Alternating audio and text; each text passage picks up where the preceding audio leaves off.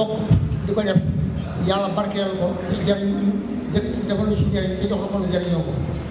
ak bépp nit ak bépp doomu aadama auzu billaahi mina shaytaani rajiim bismillaahi rahmaani rahiim alhamdulillaahi rabbil aalamiin arrahmaani rahiim maaliki yawmi ddiin iyyaaka na'budu wa iyyaaka nasta'iin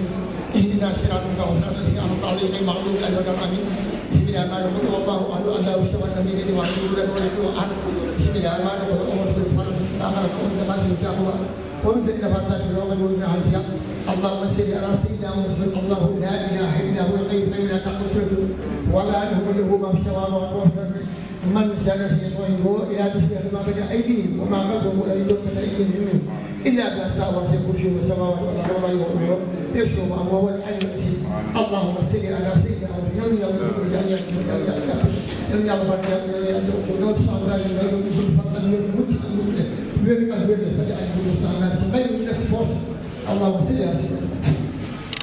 allahumma amin. muy waa ONG la boo xam ne day yëngutu ci mbiru environnement ñu koy woowee UV environnement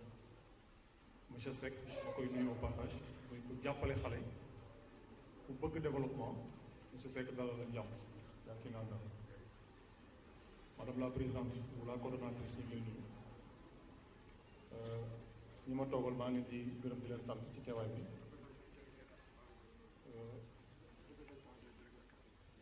représentant des délégués de quartier ñu ngi leen di wax dal leen ak jàmm ngeen may ma nuyu doyen Diop monsieur Ba délégué Gounass ñu ngi lay wax dal leen ak jàmm seen commune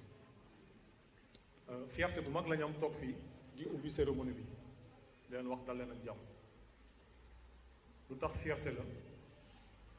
mooy dafa am lu ñuy waral di wax faral di wax ci réew mi ñu ne xale mooy avenir u réew mu nekk wax joo xam ne wax ju am solo la waaye la ëpp ci ñun dégguñu ko li tax ma ne plaisir la nag tey ma toog fii dafa mel ni xale yi ñoom dégg nañ loolu li tax ma ne xale yi dégg nañ loolu mooy avenir du lu sori avenir mooy li nekk te li nekk ki koy def mooy ki mu doon kon su ñu naan wax avenir xale la xale mooy defar avenir damay citer ñaari exemple yu gàtt rek ngeen comprendre président de la république son excellence dafa wax nañu jël suñu responsabilité def lu mu gàtt gàtt benn bés ñu setal suñu gox muy cleaning day cleaning day pour mu opérationnel pour mu am suivi pour mu pérenne su ko jeunesse bi approprié wul du dem kon su ñuy wax avenir jeunesse bi la kon maintenant jeunesse moo war a approprier loolu pour que loolu mën a jëm ci kanam parce que pour ñu bale mu set xale moo koy def pour ñu bañ a taxal xale moo koy def kon avenir bi bu ngeen xam exemple bi benn exemple la ci loolu beneen exemple bi ci gàttal ñun ñu toog fi ñëpp suñu at mayatuñu ñu def lenn li te loolu suñ ko def réew mi du dox kon l'avenir c'est vous et l'avenir c'est vous l'avenir c'est maintenant kon ñu ngi wax suñu xel dal na suñu gisee ay xale yoo xam ne comprendre nañ loolu jël seen responsabilité pour porter seen développement dëkk loolu fierté la ñu ñëw toog di ubbi seen cérémonie bu mel d'autant plus que objectif yi ñu am objectif yu noble la yoo xam ne képp ku bëgg sa bopp wala nga bëgg sa réew war nga leen cee jàppale ndax xale bu jugee day woo moroomu xalem ci lépp luy jëmane askanam kanam lépp lu koy yee loolu xale boobu kenn mënu koo fay kon ñu ngi leen di féliciter leen encourager di wax li ngeen di tàmbale yàlla na ko yàlla àggale ak jàmm mission bi ngeen bëgg a développer yàlla na ko yàlla def di leen wax yóbbante maire mi ngi leen wax dal leen ak jàmm ci commune bi ngeen may ko mu remercier su tuddee ñaari doomam yooyu tudd nañu des ñëpp muy Cheikh Mbaye ak Alex su ma sañoon ngeen mayal ma leen benn standing ovation ndax xale lañ yoo xam ne ñoom li maire woote dañ koo xam mooy politique dafa am fu mu yem pour ñu doxal suñu réew su doxal réew jotee dañuy jël politique ñu summi ko teg ko fële ku nekk jël sa responsabilité nga def ko te ñoom ci loolu lañ nekk bëri na tey ay projet yu seeni moroom di bénéficier wu ñoom ñoo ko porté dox ko ak un financement bu Union européenne joxe woon ci commune bi ñoom ñoo ko porté ba am na espace boo xam ne mag dina dox sonn ñëw toog noppalu xale bi dina ñëw jël fa loisir grâce ak ñoom seen dynamisme ak bëgg seen réew bëgg seen commune moom moo tax loolu sotti kon suñ ñëwee fii tey war nañ ko témoigner pour wane ne c'est des jeunes très responsables xam nañ lu ñu bëgg te yaakaar naa objectif fondamental bi ngeen am ñoom ñi ngi ci en étroite ligne pour doxal loolu. li ñuy gën a dalal suñu xel suñu fi gisee partenaire bu mel ni EF ndax réew mi suñuy wax jafe-jafe bi ci gën a mag muy changement climatique mënoo koo wax te waxoo environnement. kon soo gisee ay xale yu jóg responsable jëm pour doxal seen réew am partenaire bu mel noonu sa xel mën naa dal ñu xam ne dinañ leen orienté ci projet yoo xam ne bu ñu ko doxalee réew mi dinañ ci gis boppam Guédiawaye dinañ ci gis boppam Sénégal dinañ ci gis boppam kon loolu fierté la. pour bañ a téye kàddu gi ñu ngi gërëm di sant di déclarer ouvert di dalal gan ñi di leen wax bisimilah asalaamaaleykum wa rahmatullahi taala wa barakatu.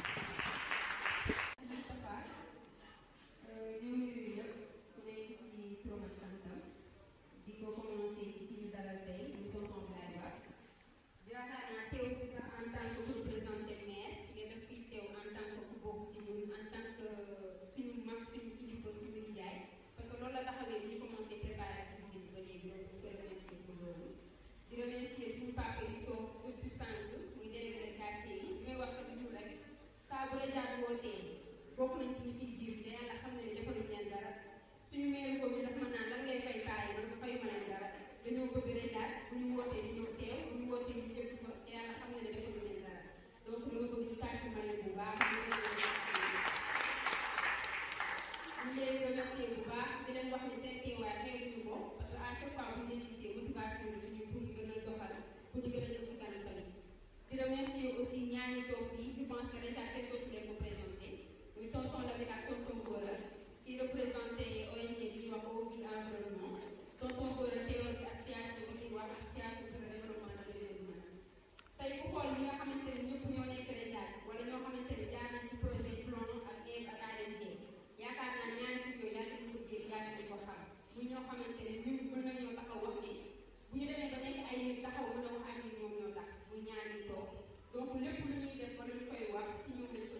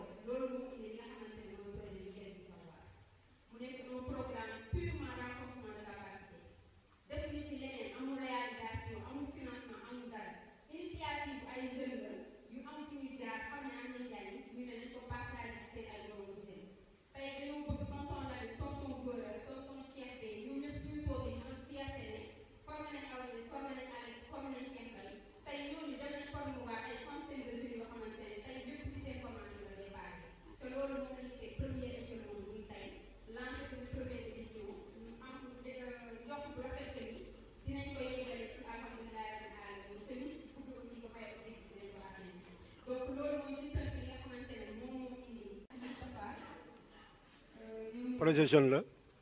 dinañ si ànd ak ñoom yàgg nañoo ànd ak ñoom te dinañ continuer aussi di ànd ak ñoom parce que njëriñ la parce que formation boobu di former ay jeunes dafa am solo parce que tey dañoo ne tey jeunes yi tey ëllëg ñoom ñooy taxaw commune yëpp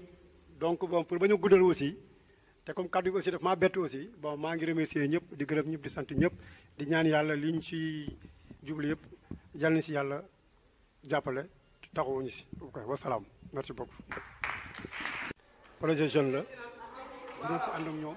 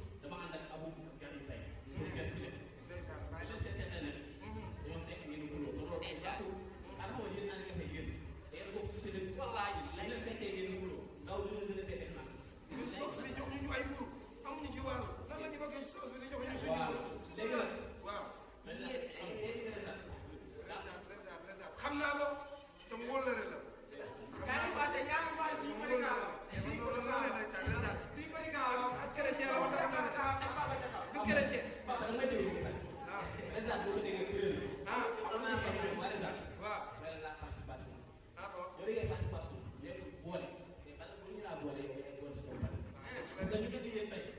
yéen dañoo jàpp ni yéen bokk na suñu jëm alors que yéen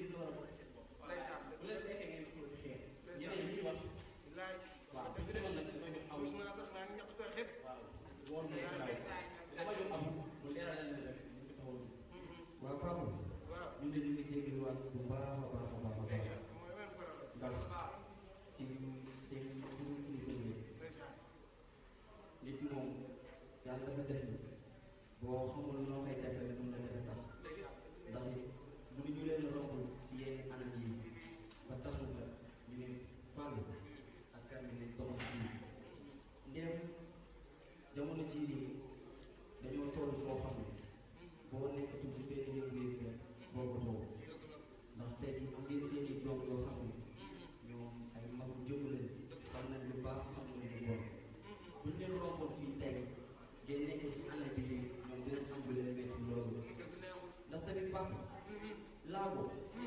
taxul nga xam li ngay def ndax am na suñu morom am na suñu morom yoo xam ne ñoom jël nañ leen en charge ñu nekk si seen kër seen doom yi yaa ngi dem ak ñëw di leen dundal ndax xam naa ne njaboot bi rek moo leen tolloo fii waaw suñu kii tànk tey nag mooy que ni seen doom yi lañu bëgg ngay bàyyi ñun ñu ñëw assister suñu réseau ndax kër voilà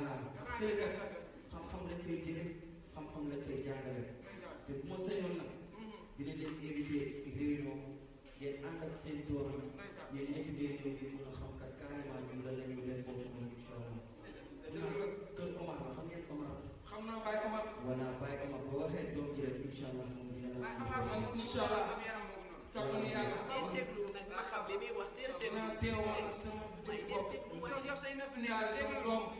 ñaari sama jabar. l'histoire ñun mag ñi bokk na. ñëw rek yéen ñëpp ci kàttanu yàlla ñu ngi ci biir réseau bi. réseau bi kat ni ngeen ko waxee nii am na njariñ man nag dafa amoon benn réseau réseau bi mu doon àndal mooy xale pour man sax moom ngeen di wax waaye sa tam li mooy réseau moom kàttanu yàlla loolu fa laay añ see 2 heures fii dafa la may def kàttanu yàlla waaye xam naa bi ñu ngi dem rek am ngeen ñoom rek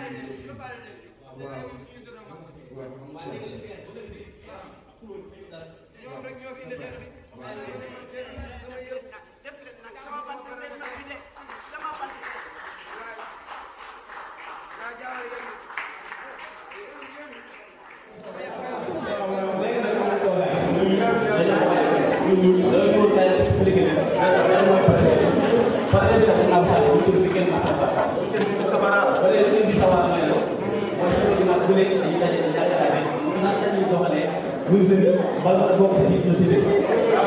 yëpp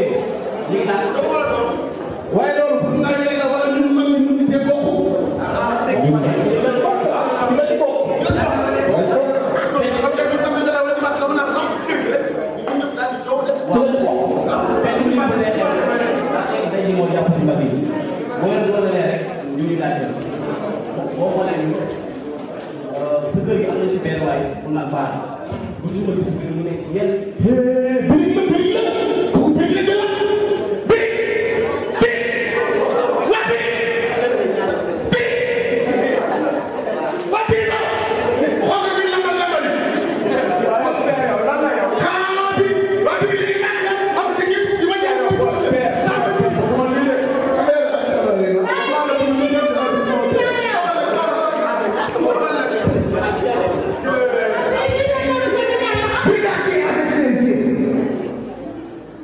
La route n'est pas en feu.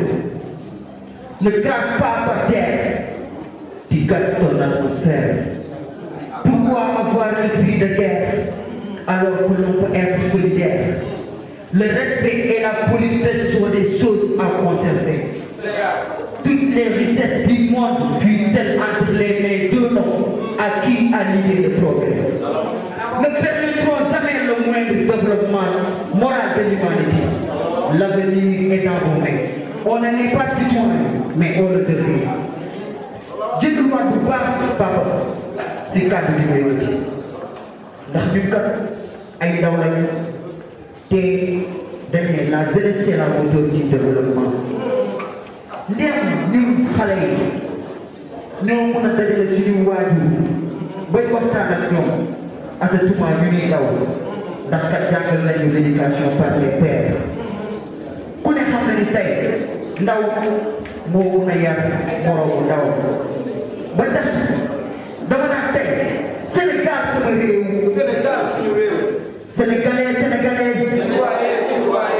N'oubliez pas que le développement de notre pays passera par la jeunesse. Faux bon citoyen. dafa war a sellal xolam. être ambassadeur de tous les secteurs. Encore une fois. Merci. boo nekkee ndaw bul ni lan la ma réew mi da nga naan man lan laa mën a indil sama réew. bul ni lan la ma réew mi indil da nga naan man lan laa mën a indil sama réew. parce que dañ naan yéen actuellement yéen vous êtes l'avenir de demain. Vous êtes l'avenir de demain. wax nañu ko léegi te monsieur le maire wax na ko ñun actuellement am na foo xam fi ñu toll léegi ñun suñu ay doom ak suñu ay sët ak suñu ay baat ñoo nekk salle bi te mag expérience la am xale moo am doole ji ñun dañ fi nekk war leen gunge te dëkk boo dem te jii buñ ne dañ naan wan ma sa ndaw mu wax la ban genre société nga am xam nga dañ naan dëkk bu fekkee ni xale ndaw yi seen addina yëpp dara baaxu fa dëkk boobu yéen il faut ñu yërëm ko ndax la ñaan la jeunesse est la sève d'une nation et d'une société muy góor ak muy jigéen ndaxte xam-xam aju si góor aju si jigéen boo ne mën si saal bi am na fi ñoo xam ne tey jàng nañu sama jarba bi Awa Niass wax na ko léegi monsieur Góor wax na ko ndaxte c'est un environnementaliste ndaxte man je suis un environnementaliste ci loolu lay yëngu mooy sama domaine ndaxte waa EV yi liggéey nañoo ñoom avec les 24 heures de Guédiawaye ay jamono kon nag yéen ñi fi toog tey yéen a mën a xam tey ji seen projet yi ngeen mën ko bu def mu nekk benn genre incubateur muy ñi fi nekk muy góor ñi ak soxna yi te aussi li ñu def leen ci félicité parce que ngeen nekk ay ndaw yu am xalaat ngeen woo ñu tey woo fi responsable yi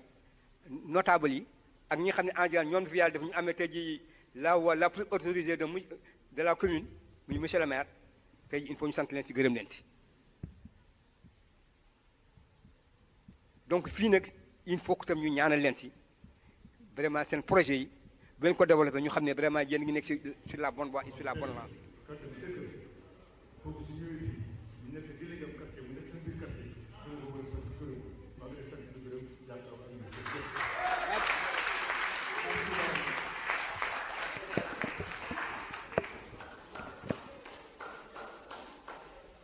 salaamaaleykum tout le monde ñoo ngi nuyu ñëpp kenn ku nekk tur ak santam di ko def ci turu association pour le développement de Médina Gounass waaw tey Lamine mën na ma seede li may wax que ni lii ñun bu ñu ko gisee li suñu xol di njëkk a sedde mooy ni wóor nañu ni les jeunes du REJAT ont pris la responsabilité du développement de leur environnement parce que li ñu koy wax mooy il y a 7 ans dañu fekk ci ay gox-goxaat ñu tànn ay ndaw yooyu ñu tànn ñu commencé am lu ñu dox ak ñoom ci seen biir ñu tànn ci 20 yooyu ñu daw tuuti ñàkk ci lu mat juróom-benn wala juróom-ñaar fukk ak ñaar wala fukk ak ñett ya ñu dese woon tey ñoo liggéey tey lii ngeen di wax REJAT ak des centaines de jeunes yoo xam ne si tey jii ñoo nekk di def lii ngeen di def nii bi ñu koy def aussi dañu ni woon naka la ñuy def ba fii ak ñetti at ñeenti at ñu am ay jeunes yoo xam ne si un peu partout en banlieue dañuy ñëw taxaw ni ñun nous sommes le présent mais nous sommes aussi l'avenir kon li nit ñiy def di nas di nocc pour li nga xam moo ñuy concerner ak di concerner génération wu future yi ñun dañu ci war a boole tey li tax ñu gën a kontaan mooy ni loola bañ koy def dañ doon jéem parce que c'était pas évident du tout mais bu ñu xoolee tey seen premier programme bi ngeen porter seen bopp ngeen teg ko ci wàllu formation renforcement de capacité c'est parce que vous avez compris le message alors kon tey bu ma neexee sax ni Lamine ADMG plan ak EV bu ma yaboo ni lañ doon wut tey c'est l'aboutissement parce que mënuñu leen a yóbbu ba ngeen def li nga xam moo leen di développer mais mën nañ leen teg ci lancé bi pour ngeen dem fa ngeen di développer te ba ñu commencé def ñaari formation ñett ngeen am seen première activité ni da ngeen di renforcer formation yooyu c'est parce que vous avez compris l'importance de la formation wolof dafa naan bala nga ni naam nekk fa te je vois que yéen a ngi ci yéen a ngi jéem yéen a ngi def les préalables pour que demain ngeen nekk ñi nga xam fu ngeen taxaw wax ñu xam ni vous êtes les jeunes du REJAT c'est sûr que boo gisee ñaari jeunes ñuy dox te wan la gannaaw koo ci tàpp jeune la mais bu ñu wàññee ko bu ñu waxee nga xam kan moo ci bokk REJAT kon nous sommes fiers de vous gi leen ñaanal li ngeen di def nii mu nekk loo xam ne si dafay waxuma seen njariñ yéen mais na nekk njariñu Sénégal comme ni ñu ko mébéte woon te di leen assurer aussi c'est un premier pas. daw ñu daaw ñu teg ngi seen ci tànk gannaaw bu la ngeen ñu ko teg commencé woon démb ba am tey naa yaakaar ne di ngeen fa jëlee lu bëree bëri bëri. beneen kàddu bi mu bëgg a wax mooy encouragé dama bëgg waa RESAT xam ne fu ñu tourné ñun ñu ngi seen ginnaaw léegi bu njëkk nag seen kanam lañ nekkoon di leen wan yoon bi waaye yegg ngeen fu xam ne tey ñun war nañu mun a taxaw seen ginnaaw ngeen di dem wóolu nañ leen pour ngeen dem fu ngeen yeggul rek ci yéen la ñu di leen wax nag ne ñu ngi seen ginnaaw lépp lu ngeen soxla ci li nga xam ne daan nañ ko jëflante ak yéen mu ngi fi jógewu fi te man de saa yoo leen ma wooyee fekk ma nekk fii dinaa ñëw incha allah fekkee li ngeen di def te dinaa wax aussi fii ne leen sama contribution ci lii ngeen di def personnellement laa wax waxuma sax Ève mi nga xam ne moom mu yónni fi personnellement sama contribution dinaa ko indi jox ko waa RESAT voilà je vous remercie. bi ñu wax suba ak ngoon guddi ak bëccëg mënul nekk tant que jeunesse bi impliqué wuñu tey nag dama am contentement ndax dama gis RESAT nekk ci anam boobu noonu je pense que tey mooy deuxième fois may bokk jotaay ak Awa Niass ndax mosoon nañu bokk jotaay fële nga xam te ne moo nekk CICES ci benn talk show alors tamit mu représenté woon en tout cas la jeunesse banlieue avec fierté avec honneur avec dignité donc jeunes yu mel noonu man su ma leen gisee damay amaat confiance su ma leen gisee damay amaat espoir ndax ñooñu kase ñoom ñoo mën a développer li nga xamante ne nii moom mooy Sénégal li mu am solo nag sabab bi nga xamante ne nii tey looloo waral ñu daje li si am solo mooy dañoo wax waxi formation ndax formation moom mooy lépp formation boo ko waxee di nga wax éducation di nga wax instruction di nga wax lépp te benn boroom xam-xam bu mag bu ñuy wax Nelson Mandela daf doon wax l'éducation est l'arme la plus puissante pour changer le monde donc tant que intégré wuñu facteur boobu noonu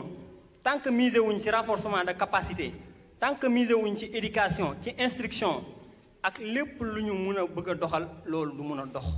ndax nag da ngay xam ba pare soog a jëf te pour nga xam il faut que ñu former la pour nga xam il faut nga déglu pour nga xam il faut que nga am benn capacité bi ñuy wax une capacité d'écoute man de jeune laa man de ndaw laa waaye damay am mbégte damay am contentement ci jeunesse bi nga xamante ni moom mooy jeunesse Ndiarème Limamoulaye damay am mbégte am contentement ci Alex Sow ak aussi ci Cheikh Mbaye mais également ci Moustapha ndax chaque jour ay leadership la ñuy incarné chaque jour saa yu ma leen gisee damay gis ne ñii kat c'est des leaders ñii kat c'est des gens sur qui en tout cas la commune ou bien le département ou bien la banlieue dans sa globalité mën nañ compter ci ñoom pour développement bi daal di mën a am. beneen appel bi may appel sama moromu jeunes yi rek mooy comme ni ko monsieur Ba wax léegi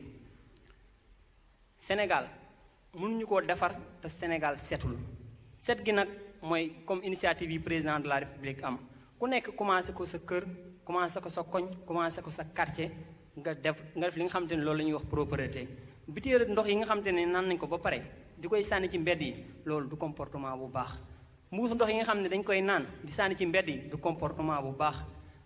kaasu café yi ñuy naan di ko sànni ci mbedd yi loolu du comportement bu baax donc en tant que jeune nous devons cultiver nous devons développer la citoyenneté donc foofu rek laay woo sama moroom ndaw ñi di leen sant di leen gërëm di leen ñaanal di leen xamal ne aussi dinañ leen jàppale ci cadre formation bi ci lépp loo xam te ne renforcement de capacité la ñun ak suñuy morom pare nañ ci pour accompagner leen ci cadre boobu noonu di leen nuyu di leen sant bu baax salaamaaleykum wa rahmatullah. De le représenter ici et je voudrais vous féliciter pour ça et vous dire donc que l'autorité, le chef de l'exécutif du département de Guédiawaye,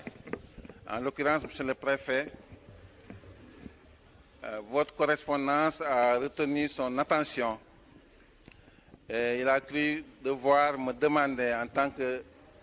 directeur du CEDEPS de Guédiawaye de bien vouloir le représenter ici et puis naturellement de lui rendre compte de ce que j'ai vu, ce que je ferai avec beaucoup de plaisir. Mon plaisir est d'autant plus grand que moi-même j'ai reçu le même courrier m'invitant à votre manifestation. Et je dois vous dire que c'est la première manifestation émanant des jeunes que je viens d'assister depuis que je suis affecté à Guédiawaye. Donc c'est un plaisir énorme pour moi de vous dire que c'est avec vous que j'ai le premier contact avec les jeunes de Guédiawaye. Alors, je suis très ravi de comprendre que la jeunesse a pris conscience ici à Guédiawaye par le biais de votre organisation. Elle a pris conscience de ce qu'elle est d'abord, jeune. Vous l'avez démontré tout à l'heure, que le jeune, ce n'est pas celui qui attend demain pour servir son pays, mais c'est bien celui qui commence avec sa vigueur, sa force intellectuelle et physique à contribuer au développement de son pays jusqu'à l'âge de la retraite. Cette compréhension est juste. Il ne faut pas attendre d'arriver un peu dans le temps éloigné pour contribuer, mais c'est dans le présent même que vous devez commencer à contribuer. Vous avez pris également conscience de vos croyances. La croyance n'est rien d'autre que dans une société où il y a des enfants, des adultes et des jeunes,